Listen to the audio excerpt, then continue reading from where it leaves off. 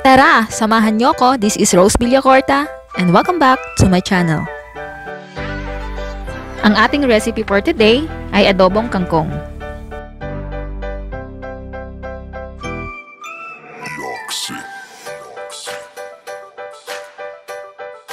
Mga ingredients: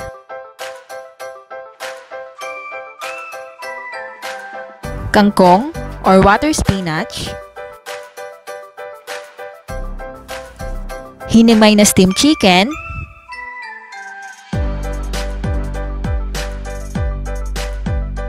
onion leaves, sliced tomatoes, onions, garlic, at ginger. Meron din tayong soy sauce, Knorr chicken cubes, black pepper, yung durog, magic syrup, at white sugar.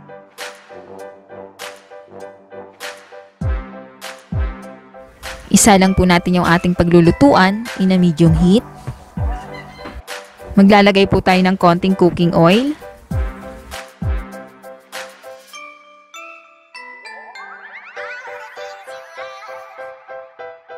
Ang una po nating ilalagay yung ating bawang. Susundan ng sibuyas, ginger, at kamatis.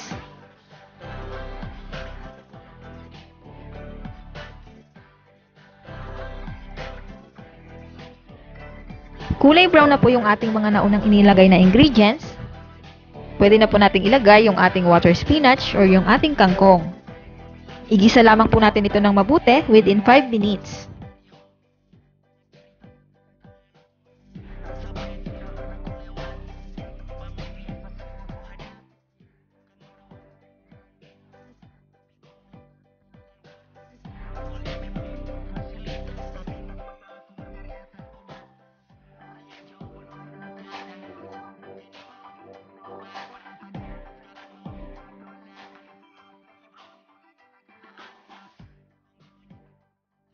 Maglalagay po tayo ng magic syrup. Sprinkle lamang po natin ito doon sa ating kangkong.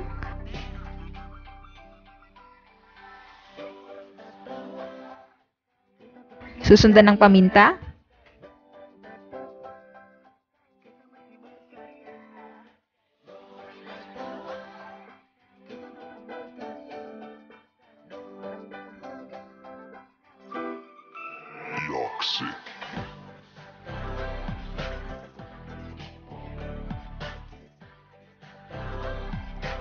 Malapit na pong maluto yung ating adobong kangkong. Maglalagay po ako ng Knorr chicken cubes.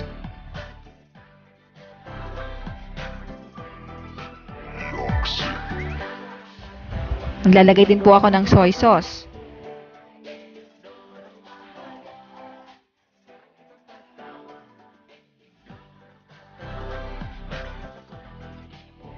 I-mix lamang po natin itong mabuti doon sa ating water spinach or sa ating kangkong.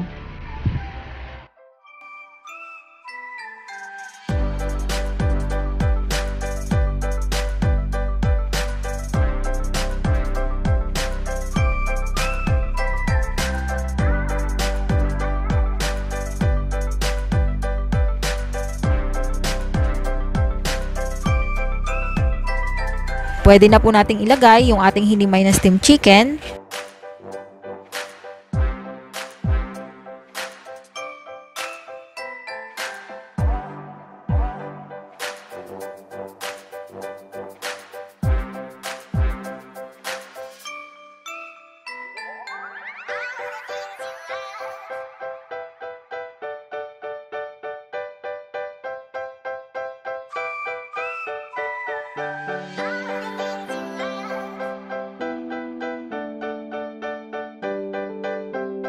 Mag-a-add po tayo ng 1/2 glass of water.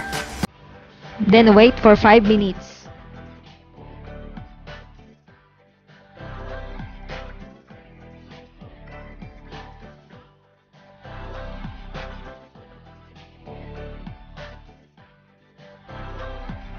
Malapit na pong maluto yung ating adobong kangkong.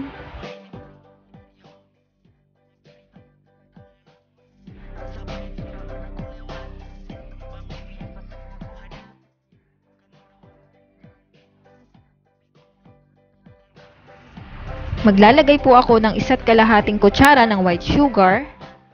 Nakadepende po yun sa inyo kung gusto nyo po itong lagyan o hindi.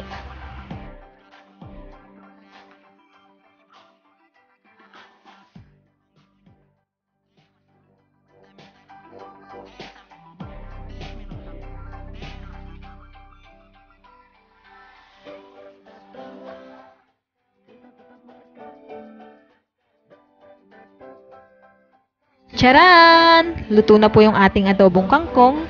I hope na may natutunan po kayo sa aking munting recipe. Pwede nyo po itong gayahin sa inyong kusina. Keep on watching. Salamat po!